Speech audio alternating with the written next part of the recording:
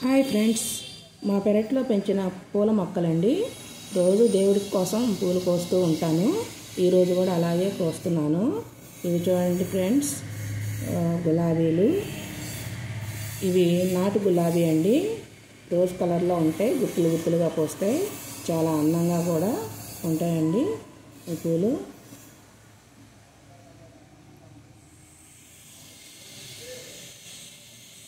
మల్లెపూలు కోసానండి, అది clip miss అయినట్టుంది. నెక్స్ట్ ఇవి విరజాజి మల్లె అండి. అంటే విరజాజిలాగా ఉంటాయి కానీ మల్లె చెట్టు. ఇవి కూడా అందంగా ఉంటాయి, వాసన కూడా బాగుంటాయండి. ఇవి కూడా కొన్ని కోస్తున్నాను దేవుడి కోసం. నెక్స్ట్ ఇవి మిరప మందారం అండి. అంటే సన్నగా ఉంటాయి, ఎక్కువగా విచ్చుకోవు. అందుకని వీటిని అయితే మేము మిరప మందారం అని పిలుస్తాము. మీరేమని పిలుస్తారో కామెంట్ చేయండి ఫ్రెండ్స్. ఇవి శంకు పూలండి, ఒక రెక్క ఉంటాయి. ఇవి కూడా దేవుడికి పెడతాను. ఇవి మందారాలు, ఒంటి రెక్క మందారాలు. ఇవి గులాబీలండి, ఇవి కూడా నాటు గులాబీనే. ఇవి కూడా అందంగా ఉంటాయి ఫ్రెండ్స్.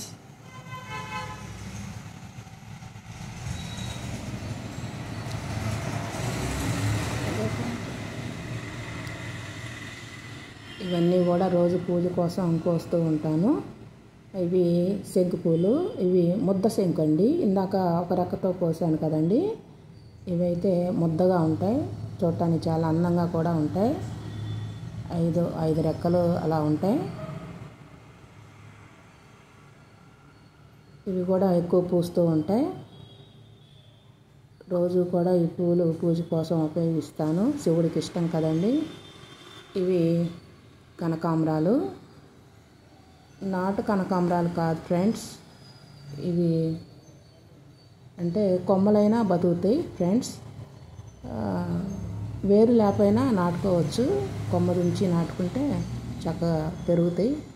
ఇవి సన్నజాజులు, ఎక్కువ పూస్తాయండి. ఇవి 2 మూరలు అవుతాయి. రోజు కూడా కోసుకొని దేవుడికి పెట్టుకుంటాము. చాలా అందంగా ఉంటాయి. మాల మంచి వాసనతో ఉంటాయి. ఇల్లంతా కూడా మంచి వాసన వస్తూ ఉంటుంది ఈ మాల దేవుడికి పెట్టినప్పుడు.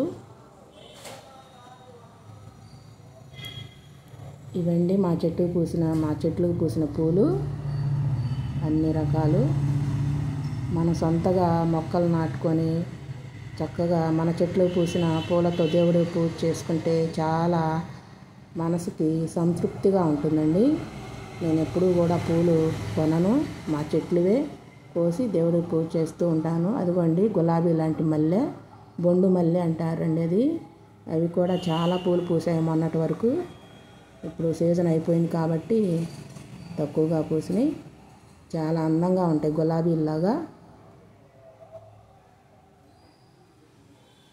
ఓకే ఫ్రెండ్స్, ఈ పువ్వు అన్నీ ఎలా ఉన్నాయో కామెంట్ చేయండి ఫ్రెండ్స్. ఇవి ముద్ద మందారాలండి, పెద్దగా ఉంటాయి, చాలా పెద్దగా పోస్తాయి, చాలా అందంగా కూడా ఉంటాయి. వీటికి నేను ఇవన్నీ కూడా ఈ పూల మొక్కలకి నేను ప్రత్యేకంగా ఎరువు అయితే కొనుక్కొచ్చేం వాడను. ఇంట్లో ఉన్నటువంటి కూరగాయలు, పండ్లు అలాంటి వేస్ట్ మొక్కలకు వేస్తూ ఉంటాను.